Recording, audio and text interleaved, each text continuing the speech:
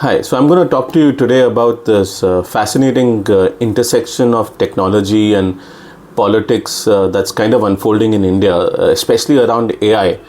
So, India is a digital superpower in the making. It's the world's largest democracy. And it's also a little bit sensitive about how it is viewed across the world. And that's historically been the case with the country as well. So, just last week, India's Minister of State Rajeev Chandrasekhar leveled some serious accusations against Google's Gemini AI chatbot for its responses regarding India's Prime Minister Narendra Modi. I'm going to explain to you first what happened and then talk about how we need to look at this situation. So at the heart of the controversy lies Google's Gemini AI and how it responded to a user query on social media platform X, or as it was called Twitter, about whether the question was, is Modi a fascist? To which Gemini provided a response saying that the Indian Prime Minister had been accused of implementing policies that some experts have characterized as fascist, and these accusations are based on a number of factors, including the BJP, which is the political party that he belongs to, their Hindu nationalist ideology, its crackdown on dissent, and its use of violence against religious minorities. Now, Minister Chandrasekar, and remember, India is just going into elections, took to X/Twitter to express his concerns about this and stated that such responses from Gemini are a direct violation of Rule 31B of India's intermediary rules under its IT Act. Now, forget the legalese, I'm going to explain this. But remember, this is not the first time that the minister has raised concerns about Google's AI. Last year, the ministry and the minister had held multiple meetings with social media and online platforms, including Twitter, YouTube, Meta, Facebook, ShareChat, amongst others, about how they need to look at AI, especially in the context of deepfakes and impersonation. Now, minister's reaction was that such responses from Gemini are a direct violation of Rule 31B of the intermediary rules under the IT Act. Now, the fact is that while the ministers raised concerns about Google's AI, this could have happened with any AI. It could have happened with ChatGPT. It could have happened with someone deploying Llama, maybe.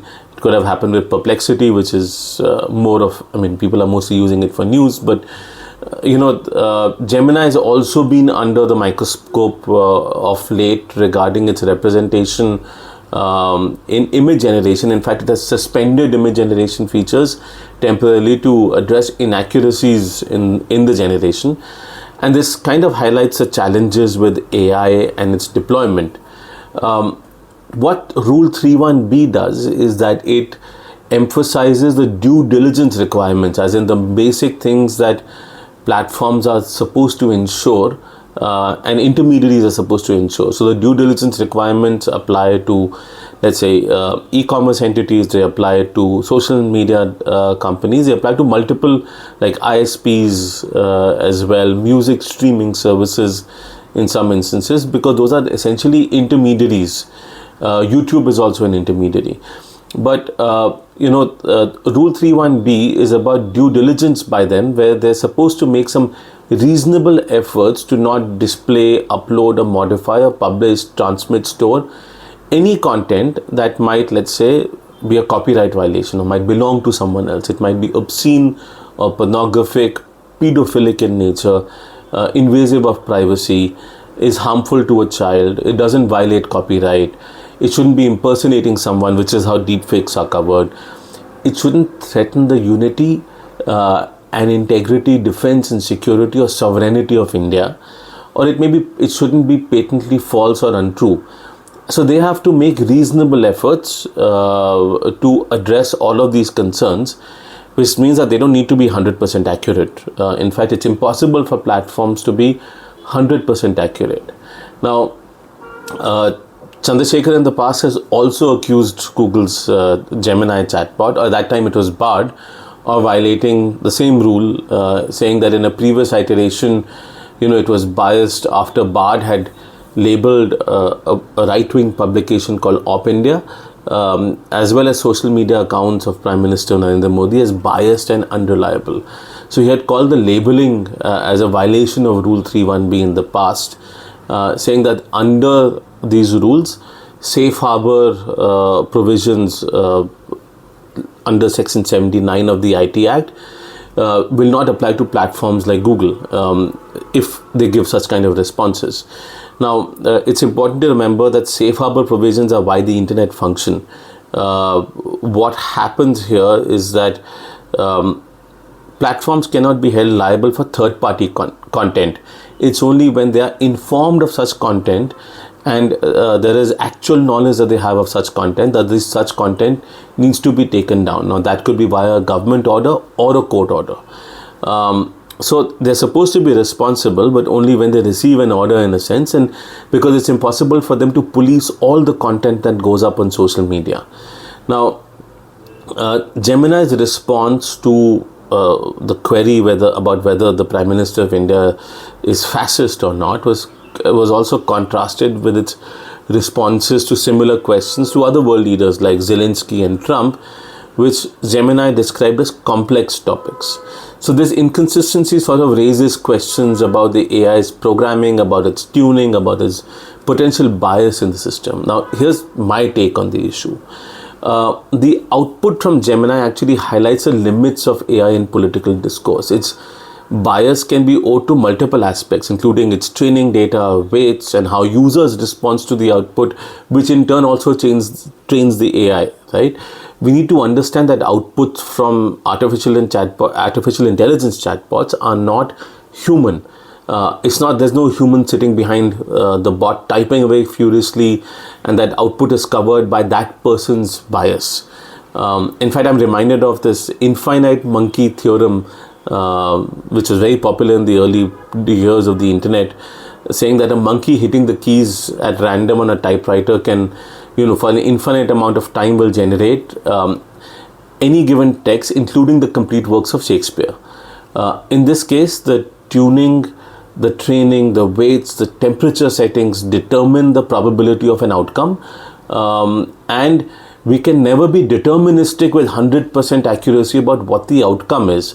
So even those who program the bots can never be 100% certain of what the outcome is. Because the outcome is probabilistic in nature.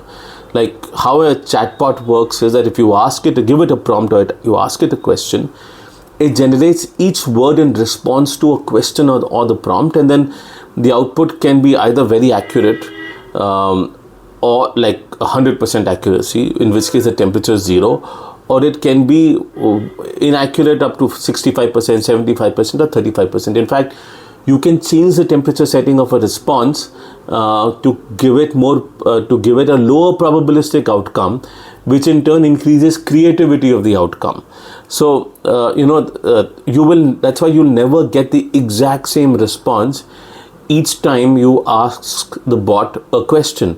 Every time there will be some minor modifications in responses because it feels that the previous response was not accurate.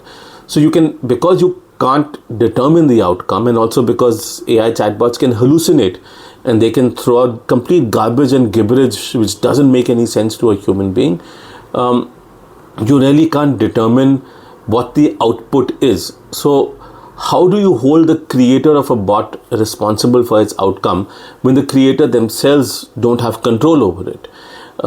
In fact, there was a case in the US where where there was a move to declare AI as a person to hold them liable, and that was eventually thrown out because this is a policy matter. The other part is that if you hold a bot legally accountable and the standard temperature setting is 0, then you would also get 0 creativity, and AI bots would be less useful for everyone. So this matter has to eventually be settled in courts in terms of who is accountable. Is it the bot as a person? Is it the creator of the AI? Or even, because they're contributing to the output, the person who is responsible for the question or the prompt that has led to an outcome. Like you can write a 700-word prompt that gives you a more specific answer, So is the bot responsible for that answer, or are you responsible for that answer, right? Secondly, when it comes to Rule 31B of the IT Act, it can be argued that the response is not necessarily a dissemination of information or news into the public. The response is to an individual who has asked it a question in a private setting where they're trying to view, right? It's not broadcast in a sense. So the question is that, is the bot responsible for this answer or for dissemination of this answer, or is the person who shared the screenshot on social media responsible for this dissemination? Thirdly, there's no right answer on how we can ensure that AI remains neutral, especially on politically charged topics. Like when you think of an Indian map, there are areas of dispute between India, China and Pakistan, and maps would probably show a different sort of Google Maps would, or any other map would show a different map structure in a different country, because these are all politically sensitive topics, and the same applies to history as well. So, Indians can hold Winston Churchill, you can think of him as an evil man because he was effectively responsible for the Bengal famine. Whereas there are those in the West who treat him like a hero because he led England during the Second World War. So these are all tricky historical questions, and none more so than was outlined by actually Bhavesh Agarwal, the founder of Ola, who's launched his own AI chatbot called Theorem, and he compared a ChatGPT response to Theorem AI about whether India was a country before the British Raj. And ChatGPT said that India wasn't a single unified country, but a collection of kingdoms and empires, etc. Well, Theorem said that India was a country with its own political system, culture, language, religion and tradition. Now, these are both completely different views, and historians might take a different view depending on where they're from, and they're also very political in terms of what the answer to this question should be. So how do we solve this problem of politics with AI? Should outputs be colored by political and geopolitical views based on that location? And so therefore should outputs be different for different countries? Which version of the truth should be shown where is something that we don't know.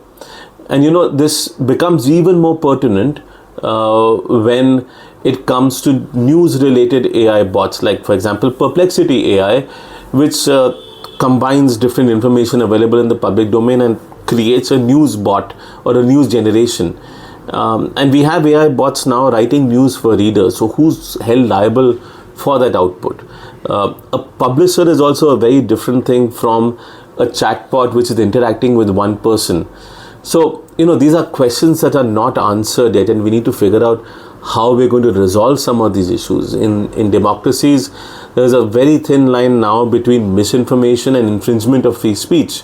And the evolution of AI is actually testing these boundaries, challenging us to rethink our legal frameworks in the digital era. And so I don't think this is the end of AI-related political controversies. Now that this has happened, different people are going to test different aspects and how different chatbots are going to respond to issues. And they could do this in India, and they could take the same issues and let's say do it in another country which has a different version of history, let's say Pakistan or the United States of America or the UK. And you'll get different outputs in different places, and this is going to become a political sort of hotbed of discussion and discourse. And I don't think we have any answers for these right now. So we'll keep tracking this, but I wanted to make this video to help you understand why, it's nearly impossible to figure out who should be held responsible for a political bias in an AI system.